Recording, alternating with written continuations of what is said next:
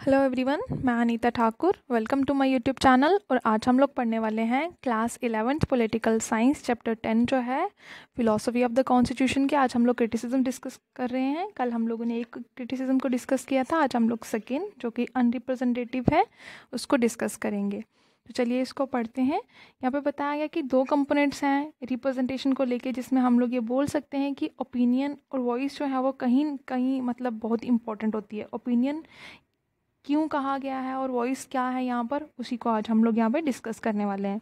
यहाँ पर बताया गया वॉइस एक ऐसा कंपोनेंट है जो कि रिप्रेजेंटेशन के लिए बहुत इंपॉर्टेंट है। दैट मीन्स कि जब तक हम अपनी वॉइस रेज नहीं करेंगे कोई भी सल्यूशन जो है वो नहीं निकाल पाएंगे।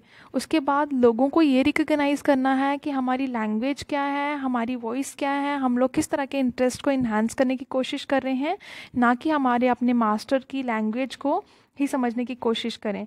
उसके बाद यहाँ पर बताया कि अगर हम लोग इंडियन कॉन्स्टिट्यूशन की बात करें तो उसमें ये डायमेंशन दिया गया है, ये काइंड बताई गई है, ये एक प्रकार बताई गई है कि ये जो हमारा कॉन्स्टिट्यूट असेंबली के मेंबर्स थे वो टोटली अनरिप्रेजेंटेटिव थे। क्यों अनरिप्रेजेंटेटिव थे? क्योंकि उनको एक रिस्ट्रिक्टेड फ्रेंचाइज के अकॉर्डिंगली चूज़ किया गया था। मतलब कुछ ही लोगों को ये चॉइस दी गई थी कि वो वोट कास्ट कर सकते हैं, अपने रिप्रेजेंटेटिव को चूज़ कर सकते हैं। मतलब यूनिवर्सल अडल्ट फ्रेंचाइज उस टाइम पर अवेलेबल नहीं थी। नेक्स्ट में ये बताया गया है कि अगर हम लोग एग्जामाइन करें दूसरा डायमेंशन मतलब ओपिनियन, तो यहाँ पर बताया गया है कि यहाँ पर जो ये रिप्रेजेंटेटिवनेस था उसकी बहुत कमी यहाँ पर लग रही थी। ये क्लेम किया जाता है कि हर एक शेड का जो ओपिनियन था वो रिप्रेजेंटेड कर रहा था, मतलब कॉन्स्टिट्यूंट असेंबली में बताया गया था, लेकिन कुछ हद तक ना बिल्कुल बहुत कम या वहाँ पर ओपिनियंस को डिस्कस किया गया। लेकिन कुछ जो किए गए लाइक अनटचेबिलिटी वगैरह ये चीज़ें कुछ अमेंडमेंट करके उन्होंने कुछ चीज़ें बीच में इंसर्ट कर दी जस्ट बिकॉज ऑफ ओपिनियन। ठीक है, तो अगर हम लोग रीड करते हैं, डिबेट्स के बारे में पढ़ते हैं जो कि कॉन्स्टिट्यूंट असेंबली में बातचीत होती थी, निगोसिएशंस कॉन्फ्रेंसेस वगैरह होती थी, तो हमें उसमें बहुत ज़्यादा रेंज में इश्यूज देखने को मिलते हैं, बहुत ज़्यादा क्लैशेस, बहुत ज़्यादा कन्फ्लिक्ट्स देखने को मिलते हैं जो कि ओपिनियंस की वजह से मेंशन किए गए हैं, मतलब कि जिन पर बहुत ज़्यादा बातचीत हो रखी है। और यहाँ पर बताया गया कि जो कॉन्स्टिट्यूंट असेंबली के मेंबर्स हैं उन्होंने बहुत सारे ऐसे इश्यूज रेज़ किए, ऐसे मैटर्स रेज़ किए। सिर्फ उन्होंने मैटर्स को रेज़ ही नहीं किया, इवन उन्होंने ये भी किया कि इंडिविजुअल सोशल कंसर्न जो थे, हर एक पर्सन से रिलेटेड जो कंसर्न्स थे, इंटरेस्ट, एस्पिरेशंस की बात अगर करें तो उनके इंटरेस्ट को परसीव करने की बात करी गई, ताकि जितनी भी सेक्शंस हैं सोसाइटी की उन सभी को प्रॉपर राइट्स जो हैं, प्रॉपर उनकी डिमांड्स जो हैं वो फुलफ़िल हो सकें। तो चलिए अब नेक्स्ट जो फाइनल क्रिटिसिज्म है उसके बारे में बात करते हैं।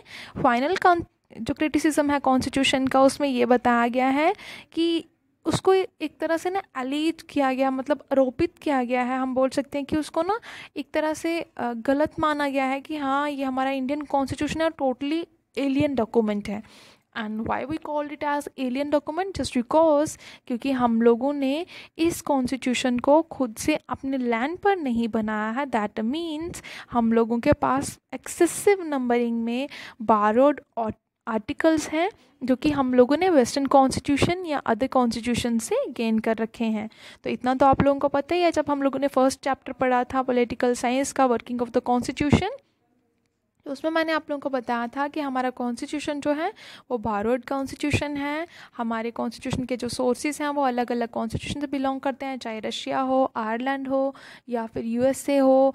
ठीक है, तो हर एक नेशन से, कनाडा हो, तो उनसे हम लोगों ने कुछ फीचर्स जो हैं वो गेन कर रखे हैं। ठीक है, उसके बाद यहाँ पर बताया गया कि क्रिटिसिज्म जो है वो वॉइसड है। बहुत लोगों के द्वारा, कहने का मतलब बहुत सारे लोगों ने हमारी कॉन्स्टिट्यूशन के खिलाफ आवाज़ उठाई। और इवन ये भी बताया कि कॉन्स्टिट्यूंट असेंबली जो है उसने खुद से भी ये कहा कि ये एलियन डॉक्यूमेंट है, इसमें बहुत सी ऐसी वॉइसेस हैं, बहुत से ऐसे इश्यूज रेज हुए जिसकी वजह से हम लोगों को ये पता चला कि यहाँ पर बहुत सारी कोज जो हैं वो कंसर्न है। तो फाइनली यहाँ पर कुछ लिमिटेशंस की बात हो रही है कि कॉन्स्टिट्यूशन की ऊपर किस तरह की लिमिटेशंस जो है वो होना ज़रूरी है। फर्स्ट लिमिटेशन बताई गई है कि इंडियन कॉन्स्टिट्यूशन है वो सेंट्रलाइज्ड आइडिया को प्रमोट करता है, नेशनल यूनिटी को इन्हांस करने की कोशिश करता, मतलब हमारे नेशन को स्ट्रेंथन्ड करने की कोशिश करता है। और सेकंड में ये बताया गया है जो हमारा कॉन्स्टिट्यूशन है वो ग्लॉस्ड है, उसमें सिर्फ इम्पोर्टेंट इश्यूज़ की बात होती है, लाइक जेंडर जस्टिस हो गया और फैमिली के मतलब विद इन फैमिली जो भी इश्यूज़ चलते हैं उनकी बातचीत होती है।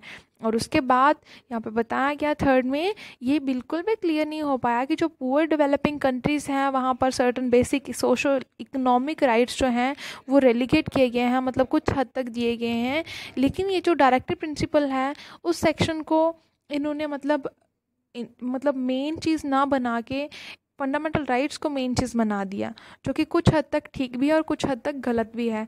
अगर डायरेक्टिव प्रिंसिपल जो है वो हमारी जैसे जैन के स्टेट पर एप्लीकेबल नहीं हो सकता था, उसी तरह से अदर स्टेट्स जो हैं वहाँ पर भी कुछ हद तक ये एप्लीकेबल होता है और कुछ हद तक नहीं होता। दैट मीन्स के यहाँ पर इंडियन कॉन्स्टिट्यूशन ने क्या कर रखा है, टोटली सेंट्रलाइज्ड, मतलब हम लोग बोल सकते हैं कि कंट्रोल जो है वो पूरी कंट्री में बना कर रखा है। I think it's enough for today. और ये आप लोगों की बुक ए जो है वो कंप्लीट हो गई है। नेक्स्ट लेक्चर में हम लोग बुक बी स्टार्ट करेंगे चैप्टर 1 के साथ, ठीक है। It's enough for today. Thanks for listening and stay bless always.